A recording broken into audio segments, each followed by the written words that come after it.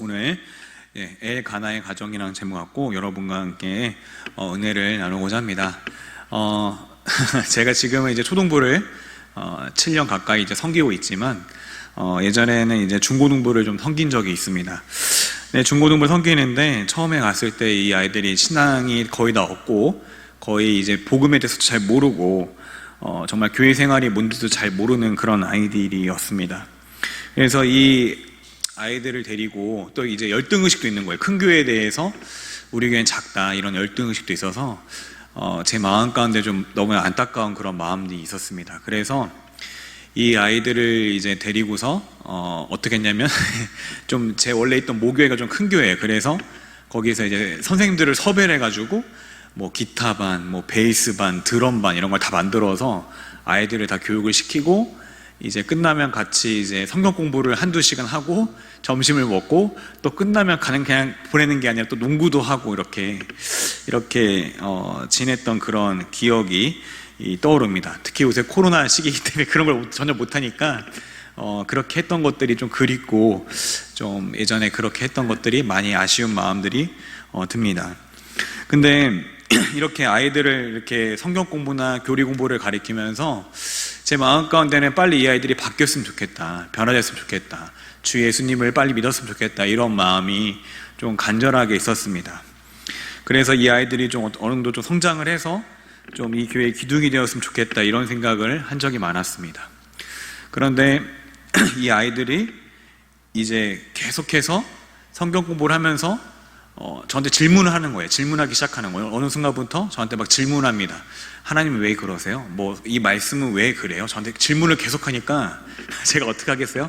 제가 이 성경에 대해서 교리에 대해서 더 공부를 더 그 아이들 때문에 많이 하게 되었습니다. 왜냐하면 이 아이들이 자꾸 궁금해하는 것들이 좀 의외로 또 우리 학생들이 고차원적인 질문들을 많이 해요. 그래서 그런 것들 답해주기 위해서 더 공부를 열심히 하게 되었습니다. 그런데 제가 시간이 좀 흐르고 나서 보니까 사실 이 아이들이 이미 바뀌고 있었다는 것을 제가 깨달았습니다. 왜냐하면 로마서 1장 28절에 보면은 또한 그들이 마음에 하나님을 두기 싫어하매라는 말씀이 있습니다. 이 말은 무슨 말씀이냐면 사실 일반적인 모든 사람들, 사실은 하나님을 떠나고 일반적으로 태어난 그 모든 사람들은 다 죄인이기 때문에 사실 우리의 마음 가운데 하나님을 찾거나 하나님을 어떤 그 마음에 두기를 싫어하는 그런 마음들이 있습니다. 근데 어느 순간부터 하나님에 대해서 궁금해지고 또 말씀에 대해서 궁금해지고 또 왜 이 말씀이 이럴까 이렇게 궁금해지는 것 자체가 이미 뭐예요? 이미 마음이 변화되고 있다는 것입니다. 이미 성령께서 그 아이들의 마음을 만지고 있다는 것입니다. 그렇게 물론 이제 단순히 지적 호기심하고 그냥 이제 변화된 것과 좀 구분할 필요는 있지만 이렇게 하나님에 대해서 관심을 갖고 그 마음이 달라진 것 자체가 이미 큰 변화인 것입니다. 오늘 말씀에서도 크게 눈에 띄지는 않았지만 이 고요하게 변화된 한 사람이 나오게 됩니다. 그것은 바로 오늘 말씀 엘가나의 가정에 있던 한나입니다.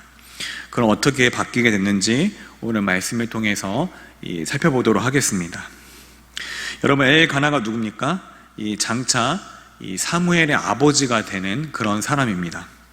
이 엘가나가 있던 그 시대는 어떤 시대입니까?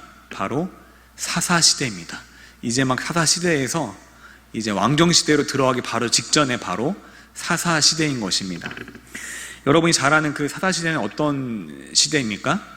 영적으로 굉장히 어둡고 암흑기입니다. 그리고 그 특징을 하나로 한 문장으로 요약할 수 있죠. 어떻게 요약할 수 있나요? 바로 그때 왕이 없으므로 자기 소견에 옳은 대로 행하였다. 그 사람들이 자기가 하고 싶은 대로 자기가 옳다고 생각하는 대로 이 기준이 없이 행하는 시대가 바로 이 사사시대였던 것입니다. 그런 시대 속에서 이 엘가나의 이제 집안의 족보가 쭉 나오게 되는데요. 굉장히 길게 나오고 여러 가지 또 역대상에서 기록된 것을 보아서 이 엘가나의 집안은 보통 집안이 아닙니다. 굉장히 유력하고 굉장히 또 부자이고 굉장히 또 유명했던 그런 집안인 것 같습니다. 근데 그런 그에게 처가 이 2명 있었습니다. 근데 그 처의 이름이 뭐예요? 여러분 잘 아는 한나와 분인나입니다. 이 아마 한나가 정실 부인이고, 그리고 분인나가 아마 이 첩이었을 것 같습니다.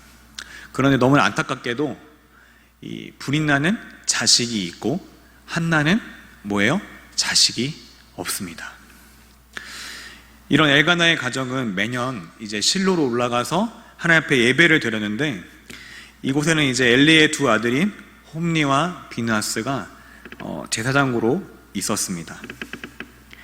이 엘가나는 제사를 드리는 제물의 분깃을, 아무래도 이제 제사를 드리려면 제물이 필요하니까 이 제물의 분깃을 당연히 자기의 아내인 이 분인나와 또 분인나의 아들들에게 나누어 주었고, 거기서 그친 게 아니라 이 한나에게도 이 제물의 분깃을 주었는데, 이 한나를 더 엘가나가 더 사랑함으로 이 분인나에게 줬던 것보다 더 갑절을 이제 주게 됩니다. 근데 이제 이런 남편의 극진한 한나에 대한 사랑이 사실 한나에게 큰 기쁨이 되지는 못했습니다. 왜요? 바로 하나님이, 그 여호와께서 그 한나에게 임신하지 못하게 하셨기 때문에 그렇습니다. 그런데 그런 임신하지 못하는 것도 굉장히 괴롭고 힘든데 누가 괴롭힙니까? 자신의 첩인, 그 엘가나의 첩이고 이 정말 첩으로 들어왔던 그 사람이 분인나가 계속해서 한나를 괴롭힙니다. 이 격분하게 만들고 이 정말로 너무나 힘들게 하는 것입니다. 근데 아무래도 이제 분인나 입장에선 또 이 남편이 좀 더 지혜로웠으면 좋겠는데, 이 남편이 대놓고 한나를 더 사랑하니까 또 분인나가 더 질투하면서 더 이 한나를 못 살게 굴었던 것 같습니다. 그렇게 매년 그 여호와의 집에 올라갈 때마다 이 눈치 없는 엘가나는 계속해서 그 분깃을 계속 갑절을 계속해서 한나에게 주고, 또 분인나는 또 계속해서 이 한나를 괴롭히고, 또 계속해서 남편이 위로하지만 사실 계속 한나는 괴롭고 마음이 심히 힘들고 어렵게 되었습니다. 한나는 마음이 괴로워서 오늘 말씀에서 여호와 앞에 통곡을 합니다. 그러면 왜 통곡을 할까요? 물론 이제 자식이 없어서이기도 하겠지만, 단순히 자식이 없어서 또는 분인나가 단순히 괴롭혀서 이렇게 크게 통곡을 한 것만은 아닌 것 같습니다. 왜냐하면 우리 오늘 말씀의 5절과 6절을 보면은 이 한나가 왜 이렇게 괴로워서 여호와께 통곡하는지 알 수 있습니다. 5절과 6절을 보면은 반복적으로 이제 나오게 되는 구절이 있는데 뭡니까? 바로 여호와가 한나를 임신하지 못하겠다는 것입니다. 어찌나 영문이지 한나는 계속 임신하지 못했는데 그 원인이 뭐예요? 여호와께서 어떤 우리가 알지 못하는 그 뜻에 의해서, 또 한나가 알지 못하는 그 뜻에 의해서 임신하지 못하겠다는 것입니다. 이 당시에 자식이 없다는 것은 어떤 의미일까요? 지금도 굉장히 없는 분들 가운데 굉장히 또 어려움이 있고 힘든 부분들이 있지만, 당시에는 이제 자녀를 낳는 것이 정말 하나님이 주시는 그런 최고의 복으로 여겼습니다. 또 반대로 그러면 이 자식을 낳지 못하는 것은 어떻습니까? 이 하나님의 징벌을 받고 있거나 혹은 하나님께 버림을 받았다고 많은 사람들이 생각을 했습니다. 그래서 실제 이제 그런 역사의 기록들을 보게 되면 이 고대 근동 지방, 이 이스라엘 지방에서 실제로 이제 아이를 낳지 못해서 쫓겨나거나 혹은 정말 박해를 받거나 때로는 지위가 낮아지거나 때로 심지어 이렇게 쫓겨나기도 하는 그런 모습들을 우리가 역사를 통해 볼 수 있는 것입니다. 그렇기 때문에 이 첩인 분인나가 한나를 충분히 괴롭힐 수 있었습니다. 왜요? 분인나에게는 자식이 있으니까. 그러니까 계속 괴롭게 하는 겁니다. 그러니까 제사를 드리러 1년에 한 번씩 올 때마다 재물이고 뭐건 간에 사실 엘가나의 가정만 왔겠습니까? 다른 가정도 왔는데 오면은 이제 수군되겠죠. 수군되고 이 동네에서도 이제 한나를 볼 때마다 수군되고, 아이고 저 집안은 저 한나는 저 무슨 죄를 졌길래 어떻게 했길래 하나님께 버림을 받고 저렇게 하나님이 정말 자식을 주지 않을까, 이렇게 수군수군 됐을 것입니다. 한나는 정말 자식이 없다는 이 서름도 서름이겠지만, 이 정말 괴로워 통곡하면서 어쩌면 자신의 전 존재를 걸면서 하나님께 물었을 것 같습니다. 하나님, 저기 저 분인나가, 나를 정말 화나게 하고 격분시키는 저 분인나가 말하는 것처럼, 또 동네에 수많은 여인들과 사람들이 수군대는 것처럼 나는 정말 하나님께 버림받은 사람입니까? 나는 정말 하나님께 징계를 받은 사람입니까? 정말 나는 그런 존재입니까? 정말 그 통곡 속에서, 정말 그 고통 속에서 심령을 쏟으면서 정말 하나님 앞에 계속해서 묻고 구했을 것 같습니다. 어찌나 그 고통이 심한지 그 속으로 말하며 입술만 움직이고 정말 음성이 들리지 않습니다. 여러분, 정말 기도를 이제 극심한 고통 속에서 이제 해보신 분들의 말에 의하면, 또 해본 분들은 알겠지만, 정말 피 나오게 정말 기도하다 보면은 어느 순간에 목소리도 제대로 나오지 않습니다. 어느 순간에 신음도 제대로 나오지 않습니다. 그렇지만 그 한나가 기도할 때 여호와의 전 문설주 곁에 의자에 앉았던 이 제사장 엘리는 이런 고통스러워하며 정말 그 신음 속에서 아파하는 이 한나를 위로해주고 애통해하고 같이 기도해주는 것이 아니라, 오늘 말씀에서 뭐라고 합니까? 한나를 향해서 비난합니다. 왜 당신이 언제까지 이렇게 치여에 있겠느냐? 왜 술을 마시고 기도하냐? 포도주를 끊으라. 오히려 이렇게 황당한 말로 이 한나를 질책을 합니다. 여러분, 아까 이 사사기 시대는 어떤 시대라고 했나요? 영적인 암흑 시대입니다. 정말 자기의 소견에 옳은 대로 행하는 그런 시대입니다. 근데 이런 것은 어떤 단순히 평민들만 이렇게 어두웠던 시대가 아니라 이 하나님을 섬기던 제사장들도 굉장히 어두웠습니다. 그래서 엘리가 보게 되면, 엘리뿐만 아니라 엘리의 두 아들도 이제 제사장으로 활동하는 모습을 볼 수 있는데, 그러면 엘리가 굉장히 나이도 있고 굉장히 오랫동안 제사장을 했을 법한데도 이 영적으로 눈이 굉장히 어둡기 때문에 이 한나가 정말 기도하는 것을 제대로 알지 못했고 영적으로 분별하지 못한 것입니다. 어쩌면 이 시대의 상을 그대로 보여주는 것이 바로 엘리의 모습인 것입니다. 이렇게 질책하는 그 엘리를 향해서 한나는 정말 자신은 마음이 슬픈 여자인데 이 독주와 포도주를 마신 게 아니라 여호와 앞에서 내 심정을 통한 것이다, 통한 것뿐이라고 이야기를 하고 있습니다. 여러분, 그런데 이렇게 고통스럽고 괴롭게 기도한 그 여인이 오늘 11절에서 뭐라고 합니까? 만약에 나를 기억하여 주셔서 혹시라도 아들을 주시면 내가 그의 평생의 그를 여호와께 드리고 삭도를 머리에 대지 않겠습니다 라고 이야기합니다. 삭도를 대지 않는다는 게 무슨 말입니까? 그것은 바로 이 아들이 나면은 이 아들을 나실인으로 바치겠다. 근데 그냥 바치는 게 아니라 어떻게 해요? 평생 동안 그 아이를 나실인으로 바치겠다고 이 고백을 하는 것입니다. 한번 생각을 해볼게요. 정말 여러분이 예를 들어서 정말 자녀가 없는 상황에서 정말 열심히 기도해서 아들을 낳는데 이 아들하고 평생 동안 떨어져 지내야 돼요. 성전에 있어야 되고 가끔씩 1년에 한두 번씩 와서 만나야 돼요. 정말 그러고 싶겠습니까, 부모로서? 근데 이 한나는 그런 기도를 하나님께 드린 것입니다. 근데 이렇게 한나가 이렇게 이 자식을 평생 하나님께 바치겠다는 그런 서원을 할 수 있던 이유는 무엇입니까? 오늘 말씀 15절에서 우리가 힌트를 얻을 수 있는데 바로 뭐라고 나오나요? 여호와 앞에 내 심정을 통한 것뿐이오니 라는 말씀에서 우리가 힌트를 얻을 수 있는데, 여기서 내 심정은 네페시라고 해서 영혼 또는 생명을 말합니다. 그리고 통한 것뿐이란 것은 이 쏟은 것을 말합니다. 하나님과 정말 한나가 어느 순간에 그 영혼이 교감하고 하나님의 그 마음이 한나에게 통한 것입니다. 한나가 하나님, 정말 저를 버린 것입니까?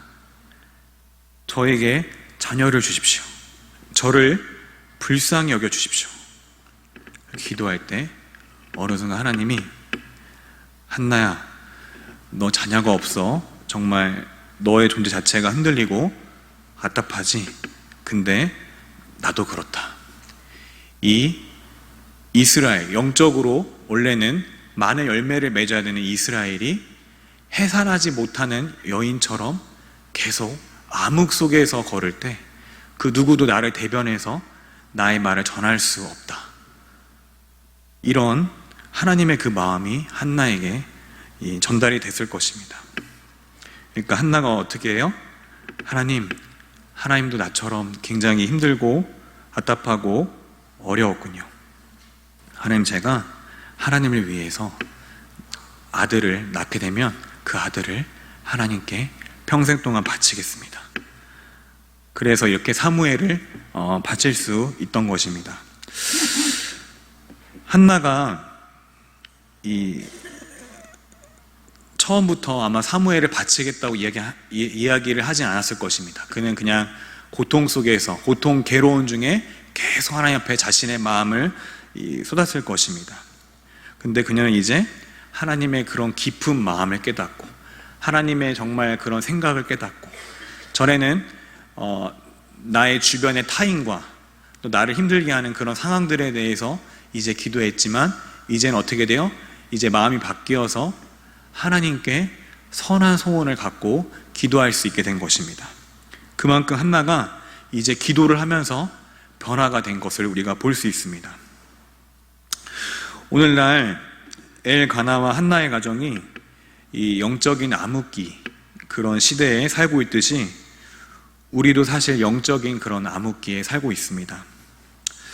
요즘은 덜한데 요즘에 많은 이제 광고들이나 이런 이야기들을 보게 되면 너가 하고 싶은 데서 살아라, 인생을 즐겨라, 뭐 이런 내용들이 굉장히 많이 있는 것을 볼 수 있습니다. 이런 문구가 굉장히 좋아 보이지만 사실 죄인이 우리들이 내가 하고 싶은 대로 정말 열심히 살다 보면은 사실은 우리가 끊임없이 죄를 짓는 자리로 갈 수밖에 없습니다. 끊임없이 하나님과 멀어지는 자리로 갈 수밖에 없습니다. 끊임없이 하나님을 정말 실망시키고 하나님을 마음 아프게 하는 자리로 갈 수밖에 없는 것입니다. 그렇게 계속 죄의 구렁텅이로 가는 결과가 어떻게 됩니까? 바로 이 죄의 결과는 바로 사망인 것입니다. 영원한 이 죽음인 것입니다. 죽음을 향해 달려가는 것입니다. 죽음으로 가면 갈수록 정말 하나님이 처음 세상을 지었을 때 어떻게 말씀하셨습니까? 보시기에 심히 좋았더라. 이 좋았더라의 세상에서 점점 멀어지는 것입니다. 그 창조한 바와 전혀 상관없이 다른 방향으로 이 세상이 어그러지고 무너지게 되는 것입니다. 하나님을 떠나고 자기가 하고 싶은 대로 살면 살수록 사회적으로 어떤 일이 벌어지게 될까요? 점점 더 많은 가정들이 붕괴할 수밖에 없습니다. 그리고 또 이 동성애를 또 옹호할 수밖에 없고, 또 가정이 어떤 자녀에게 어떤 안전한 보금자리가 아니라 계속해서 끊임없이 그들을 괴롭게 하고 힘들게 하는 가시와 엉겅퀴를 낼 수밖에 없는 그런 가정으로 바뀔 수밖에 없는 것입니다. 끊임없이 상처를 주고, 끊임없이 서로에게 아픔을 주고, 서로에게 위로와 위안을 주는 것이 아니라 끊임없이 서로를 힘들게 하는 정말 살아있는 지옥으로 점점 가정이 바뀌게 되는 것입니다. 제가 이제 신학교를 가면서 놀란 것은요, 사실 이제 뭐 세상 다 힘들지만 또 신학교에 가면은 또 힘든 분들이 되게 많이 오잖아요. 오게 되면은 생각보다 정말 많은 사람들이 이 가정이 온전치 못하다는 것입니다. 정말 문제가 있는 것은 기본이고, 남편과 이제 따로 살거나 이 폭력을 경험하거나 이혼을 하거나 또는 부모가 자녀에게 부모로서의 역할을 전혀 하지 못해서 일찍부터 정말 부모를 떠나서 독립한 것이 아니라 그냥 등지고 사는 경우도 있고, 제가 오히려 정말 그 가정이 이제 화목할 수 있게, 다시 이제 아버지랑 엄마가 다시 합칠 수 있게 기도해 주겠다 그러니까 그런 기도 하지 말라고 할 정도로 굉장히 이제 어떻게 씻을 수 없는 그 상처와 그 제가 알지 못하는 깊은 골이 있는 가정들이 굉장히 많다는 것을 깨닫게 되었습니다. 정말 우리의 힘으로는 도저히 이 가정을 살릴 수 없을 정도로 힘든 고통과 어려운 시기를 겪은 그런 가정들이 굉장히 많다는 것을 깨닫게 되었습니다. 가장 안락하고 가장 편안한 보금자리가 되어야 될 가정이 오늘 한나와 브릿나가 서로 격동하고 서로 라이벌이 되어서 서로를 힘들게 한 것처럼 어그러지고 깨어진 가정이 되어 있는 것을 굉장히 많이 보게 되었습니다. 다시 한번 묻겠습니다. 왜 이런 일들이 벌어지는 것입니까? 그 근본적인 이유가 무엇입니까? 바로 우리가 먼저 하나님을 떠나서 그렇습니다. 우리 사람이 먼저 하나님으로부터 점점 멀어져서 그런 것입니다. 하나님이 가정을 주시고 그 가정의 구성원을 주신 것은 부모는 자식을 노엽게 하지 말고 그 사랑으로 대하고, 또 자녀는 부모를 공경하고, 또 부모는 부모로서의 그 권위를 갖고, 또 남편들은 아내를 사랑하며 괴롭게 하지 말고, 또 아내들은 남편에게 복종하는, 이 복종한다고 했을 때는 헷갈리지 말아야 될 게 이제 무조건 모든 말을 따르라는 게 아니라 그 말씀의 권위 아래에서 정말 분별하여 따르라는 것입니다. 굴종하는 것이 아닙니다.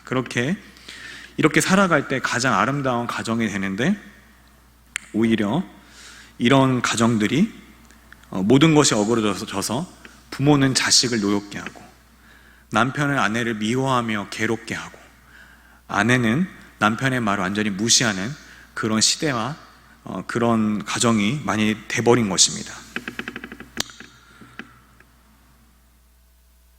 그러면 오늘 한나가 그럼 이런 가정들이 어떻게 회복이 될 수 있겠습니까? 성경적으로 어떻게 회복이 될 수 있겠습니까? 오늘 한나가 기도하며 사무엘을 임신하게 되었습니다. 이 한나가 그냥 기도한 게 아니라 정말 자신의 영혼을, 그 생명을 쏟는 기도를 하나님께 한 것을 우리가 볼 수 있습니다. 근데 어떤 마음으로 정말 기도했을까요? 정말 가난하고 부서진 그 마음으로 정말 하나님 앞에 통곡하며 기도했을 것입니다. 그런데 하나님께서 결국 어떻게 하십니까? 바로 이 사무엘을 주십니다. 이 사무엘의 이름의 뜻은 무엇입니까? 하나님께서 들으셨다는 것입니다. 바로 하나님이 이 한나의 기도를 듣고 있었고 들으신 것을 오늘 말씀에서 볼 수 있습니다. 마찬가지로 오늘날 우리 가정의 회복은 힘없는 한 남편이, 또는 힘없는 한 아내가, 또는 힘없는 한 자녀가 애통한 마음으로, 애통의 눈물로 기도할 때 조금씩 바뀌게 되는 것입니다. 아니, 이미 애통한 눈물로 기도하기 시작할 때 이미 그 가정은 이미 바뀌기 시작하고 있는 것입니다. 가정을 놓고 기도하기 시작한 순간부터 이미 하나님의 회복의 역사가 나타나기 시작하는 것입니다. 회복이 다 되지 않더라도 정말 그 기도하는 가운데서 나와 타인 중심이었던 나의 그 시선이 하나님의 마음과 하나님의 생각과 하나님의 시선으로 점점 바뀌게 되는 것입니다. 기도하는 가운데 하나님께 정말 거룩하고 정말 선한 소원을 점점 갖게 되는 것입니다. 내가 기도해서 기도한 게 아니라 정말 하나님께서 나를 기도하게 하신 자리로 이끄신 것을 점점 깨닫게 되는 것입니다. 그리고 이 사사시대에 하나님의 그런 올바른 말씀이 필요했듯이 올바른 말씀이 이 땅 가운데 전해질 때, 또 가정의 구성원이 우리가 그 말씀 안에서 기도 안에서 변화될 때 점점 우리의 가정이 회복이 되는 것입니다. 우리의 노력과 힘으로 되는 것이 아니라 바로 하나님의 말씀의 능력과 기도로 우리의 가정이 바뀌게 되는 것입니다. 저 여러분이 깨어진 가정을 놓고 기도하시는 그런 여러분 되기를 소망합니다. 또 주변에 정말 깨어진 가정이 있다면 그 가정을 위해서 기도하시는 저 여러분 되기를 소망합니다. 이 땅 가운데 엘리같이 영적으로 정말 어두운 하나님의 말씀을 대변하는 자들이 아니라 정말 영적으로 밝은 그런 사역자들이 세워지기를 기도하시기 바랍니다.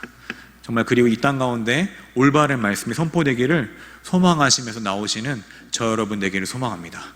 그럴 때 우리 한국교회 또 이 땅 가운데 큰 희망이 있을 줄을 믿으시면서 정말 우리 기도하시는 저 여러분 되기를 소망합니다.